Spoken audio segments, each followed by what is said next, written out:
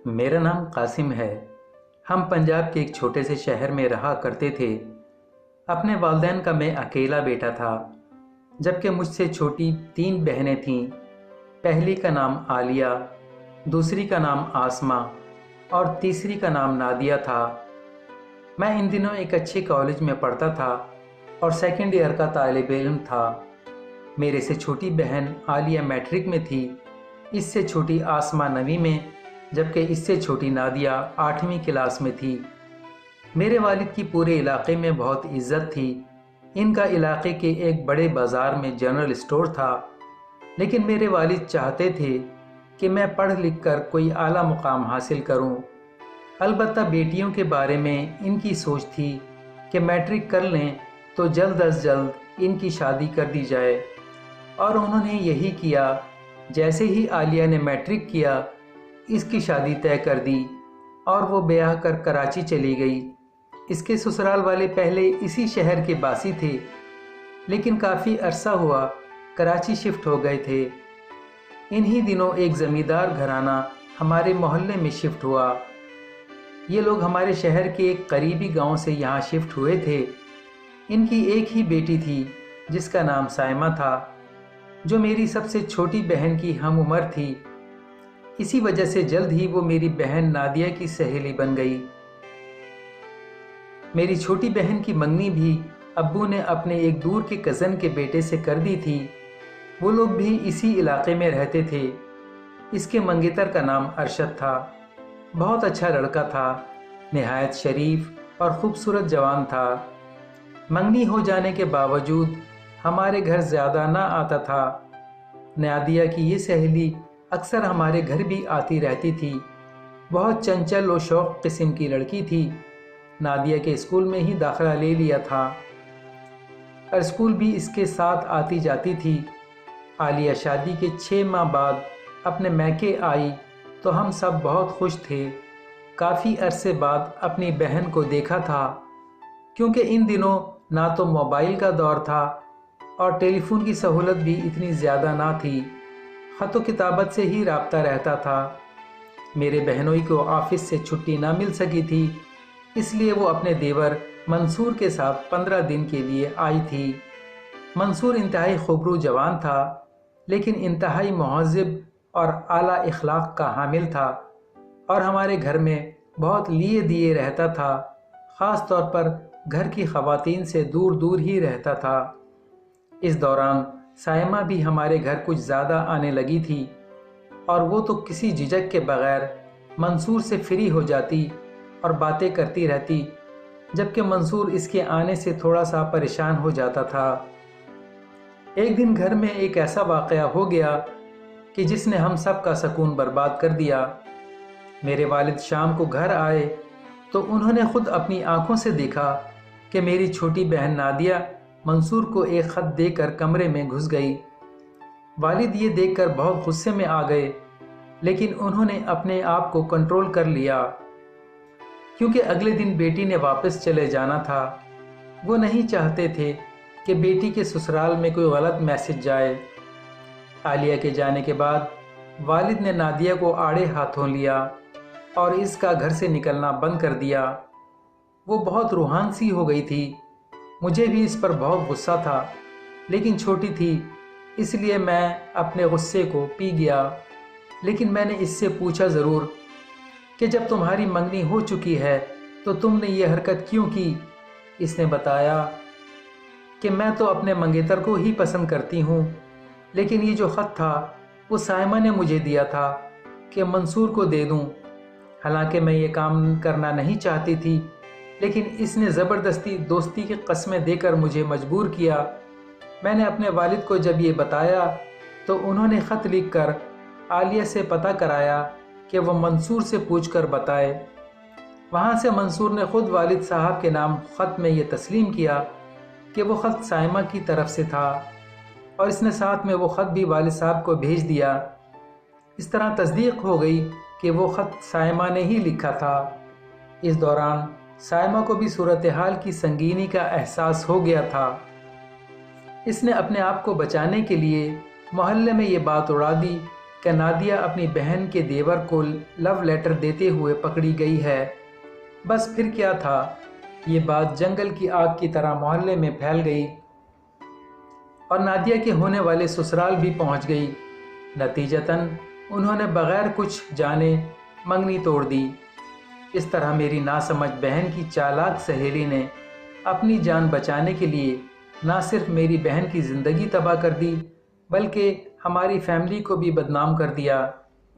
ابھی ہم اس واقعے کے اثرات سے نہیں نکلے تھے کہ ایک اور واقعہ ہمارے لیے اذیت کا باعث بن گیا۔ ہوا یہ کہ میری دوسرے نمبر والی بہن آسمہ پڑھائی میں بہت کمزور تھی۔ والدہ نے مجھ سے کہا کہ اپنی بہن کو پڑھا دیا کرو، لیکن میرے پاس ٹائم نہیں ہوتا تھا۔ ایک دن میرا بہت ہی عزیز دوست عارف میرے گھر آیا ہوا تھا اور ہم میرے کمرے میں پڑھائی کر رہے تھے کہ والدہ نے آ کر اس کے سامنے کہا کہ اگر تم نہیں پڑھا سکتے تو آسمہ کے لیے کسی ٹیوشن کا بندوبست کر دو۔ یہ سن کر عارف نے پیشکش کر دی کہ وہ آسمہ کو پڑھا دیا کرے گا۔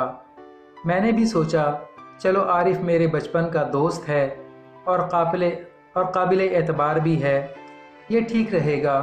اس طرح عارف روزانہ آسمہ کو پڑھانے گھر آنے لگا، لیکن وہی ہوا جس کا ڈر تھا۔ آسمہ عارف کو پسند کرنے لگی اور آہستہ آہستہ دونوں ایک دوسرے کے قریب آنے لگے اور ان کے درمیان محبت پروان چڑھنے لگی۔ پتہ تب چلا جب ایک دن میری والدہ کمرے کی صفائی کر رہی تھیں کہ انہیں آسمہ کی کتابوں سے ایک پرچہ ملا۔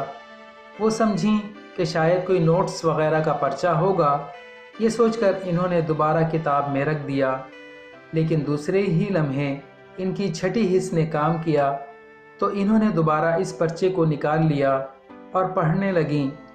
اس کو پڑھ کر ان کے اوسان خطا ہو گئے۔ ان کے تو وہم و گمان میں بھی نہ تھا کہ وہ لو لیٹر ہوگا۔ شام کو امی نے مجھے اور ابو کو وہ خط دکھا دیا۔ میرا تو غصے سے برا حال ہو گیا۔ میں سوچ بھی نہیں سکتا تھا کہ جس کو میں اپنا سب سے پیارا اور اچھا دوست سمجھتا تھا وہ آستین کا سانپ ثابت ہوگا۔ میں غصے سے باہر جانے لگا تو امی نے مجھے روک لیا اور کہا کہ اس طرح باہر جا کر عارف سے جھگڑا کرو گے تو سارے محلے میں پھر سے ہماری بدنامی ہو جائے گی۔ ہم تو ابھی تک پچھلی بدنامی سے چھٹکارا حاصل نہیں کر سکے ہیں۔ میں خاموش ہو کر بیٹھ گیا، لیکن میں اندر سے تلملا رہا تھا۔ میں چاہتا تھا کہ عارف کو جان سے مار دوں۔ والد اور والدہ نے آسمہ کی بھی خوب کھچائی کی اور فیصلہ سنا دیا کہ آج سے کالج جانا بند۔ دوسرے دن جب وقت پر عارف آسمہ کو پڑھانے آیا تو میں پہلے سے ہی اس کا منتظر تھا۔ میں نے اس کو بہت برا بھلا بولا اور غصے میں اس کو 2 تھپڑ بھی لگا دیے۔ وہ خاموشی سے واپس چلا گیا۔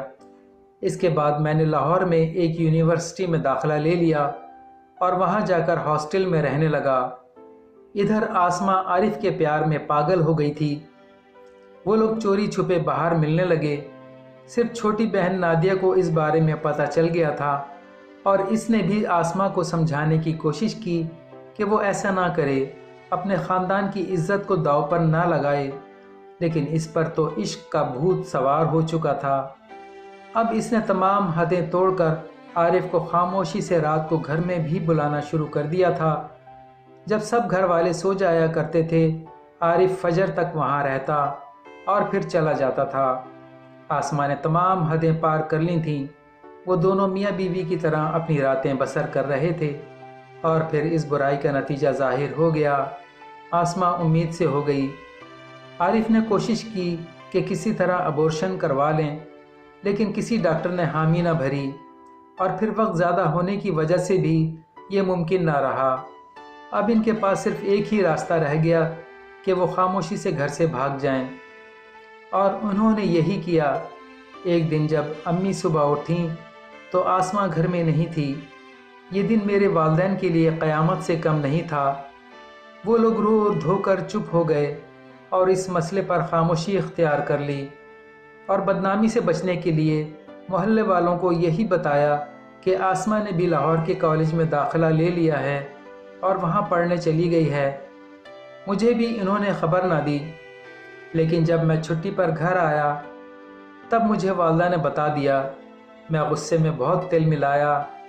मेरा दिल चाह रहा था कि मैं इन लोगों को ढूंढकर वहीं कत्ल कर दूं, लेकिन वालिदैन और इज़्ज़त की खातिर खून के घूंट पी लिया। वालिद ने कहा कि अब इसको अपने लिए मरा हुआ समझो, हमारे लिए वो अब मर चुकी है। वालिद ने घर फरोख्त करने के लिए भाग दौड़ शुरू कर दी। एक प्रॉपर्टी डीलर के ज़रिए बिलाखिर घर को फरोख्त कर दिया गया और हम लोग लाहौर शिफ्ट हो गए। मुझे लाहौर में ही एक अच्छी जॉब मिल गई। मेरी छोटी बहन नादिया की शादी भी लाहौर में हो गई। अब हमारा अपने शहर से कोई वास्ता ना रहा। फिर वालिद ने मेरी शादी भी यहीं कर दी। एक रोज़ मैं अपनी बीवी और अम्मी के साथ लिबर्टी में शॉपिंग करने गया तो अचानक आसमा अपने शौहर और बच्चों के हमरा नज़र आ गई। वो सामने से आ रही थी। जब करीब आई तो अम्मी को देखकर रुक गई। करीब आकर गले लगना चाहा। अम्मी तो माँ थीं, शायद गले लगा लेतीं, लेकिन मैं साथ था इसलिए बुत बनी खड़ी रहीं। आरिफ भी शर्मिंदा था। गर्दन झुकाए धीरे से बोला, अम्मी जान मुझे माफ़ कर दें, हमसे गलती हो चुकी थी।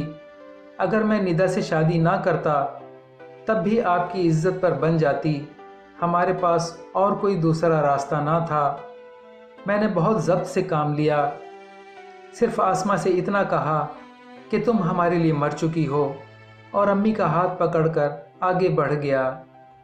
एक साल बाद आसमा का नादिया के पास फ़ोन आया। जाने कैसे इसका नंबर तलाश किया। बातों में नादिया को कहा कि अपनी करनी है खुद ही भरनी है। आरिफ कुछ ज़्यादा अच्छे इंसान नहीं हैं, माली तौर पर भी मुस्तहकम नहीं। गरीबी या अमीरी हर तरह के हालात औरत गुजारा कर लेती है, लेकिन अगर शौहर सही ना हो तो फिर ज़िंदगी बहुत तकलीफ़ देह हो जाती है। मैं जैसी ज़िंदगी गुजार रही हूँ तुम इसका तसव्वुर भी नहीं कर सकती। जायज़ ज़राए से आरिफ की आमदनी नहीं आती, बल्कि गलत कामों से कमाता है। अय्याश भी है, गलत किस्म की औरतों से दोस्ती है और बाहर रातें गुजारना इसका मशगला है। जो कमाता है शराब व शबाब की महफ़िलों की नज़र कर आता है। बच्चों की खातिर सब अजाब सह रही हूँ। मुझे भी जब नादिया ने आसमा से फ़ोन पर होने वाली गुफ्तगू के बारे में बताया तो मुझे भी बहुत तकलीफ़ हुई। आखिर थी तो वो मेरी बहन। बहरहाल फिर कभी आसमा से ना राब्ता हुआ और ना वो कभी हमें रास्ते में मिली। इस वाक़े के तकरीबन 6 माह बाद एक रोज़ एक पुलिस वैन हमारे दरवाज़े पर पहुंची। इनके साथ 2 बच्चे थे। बच्चों की उम्रें 4 और 2 साल होंगी। इंस्पेक्टर ने मेरे वालिद के बारे में पूछा। मैंने वालिद को इतला दी। वालिद ने इंस्पेक्टर से पूछा कि क्या बात है, वो यहाँ क्यों आए हैं। इंस्पेक्टर ने कहा कि बैठकर बात करते हैं। हम इनको लेकर ड्राइंग रूम में आ गए। इंस्पेक्टर ने पूछा, आसमा आप ही की बेटी है? वालिद ने कहा कि वो हमारे लिए मर चुकी है। इंस्पेक्टर ने कहा, वो अब सब के लिए मर चुकी है। हम इंतहाई अफसोस के साथ आपको ये ख़बर दे रहे हैं। हम चौंक कर इंस्पेक्टर की तरफ देखने लगे। इसने कहा, हाँ इसने ख़ुदकुशी कर ली है। हमें हैरान और परेशान देखकर इंस्पेक्टर ने अपनी बात जारी रखते हुए कहा कि इसका शौहर आरिफ एक क्रिमिनल था। शराब और जुए की लत थी। एक रोज़ जब पैसे ख़त्म हो गए तो इसने नशे की हालत में अपनी बीवी को भी दांव पर लगा दिया और हार गया। जब इसने आसमा को आकर बताया कि वो इसे जुए में हार गया है तो वो ये बात बर्दाश्त ना कर सकी। इसके सब्र का पैमाना लबरेज हो गया और रात को सोते में छुरी की मदद से आरिफ की शहरग काट दी। इसके बाद इसने एक पर्चे पर अपनी आपबीती लिखने के बाद ख़ुद को भी ख़त्म कर लिया। ये दोनों बच्चे आपकी बेटी आसमा के हैं। इसकी वसीयत के मुताबिक इनको आपके हवाले करने आए हैं।